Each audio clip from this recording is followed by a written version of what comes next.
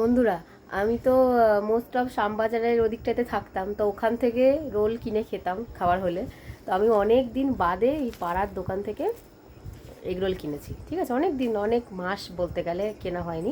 আমার একটা চেনা দোকান, ছোটোবেলায় ওখান থেকেই কিনতাম, তো ওখান থেকে কিনেছি। এবার কি হয়, যখন রোল বা এইসব ফাস্টফুড খাই তখন কি অনেক বান্ধবীরা বন্ধুরা মিলে থাকে, তখন ওরা চিকেন রোলটাই খাই। এবার চিকেন রোলটা আমিও খুব প্রেফার করি, সবাই এক নেবে তা তো আমাকেই নিতে হবে। আর চিকেন রোল আমি নিজেও এমনি খুব প্রেফার করি বলে চিকেন রোলটাই নিই।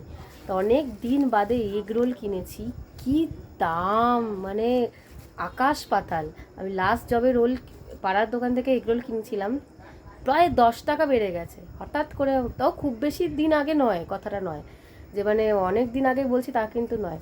সেটাই বলছি, জিনিসপত্রের কি দাম হয়ে গেছে। আর এখন তো আমি ঘরে নিজে টুকটাক রান্না করছি, মানে প্রতিদিনই প্রায় কিছু নিত্য নতুন জিনিস করছি। তো আমার মনে হচ্ছিলো যে এর থেকে বোধহয় বাড়িতে বানিয়ে খেলে অনেক কম টাকায় হয়েছে। তো সবই তো ছিল, ময়দা, ডিম। ভীষণ দাম বেড়েছে, যাই হোক ভালো লাগলো। এবার খেয়ে দেখি, মানে দামটা বেড়েছে বলে ভালো লাগলো না, পুরনো দোকান থেকে আবার কিনেছি বলে ভালো লাগলো।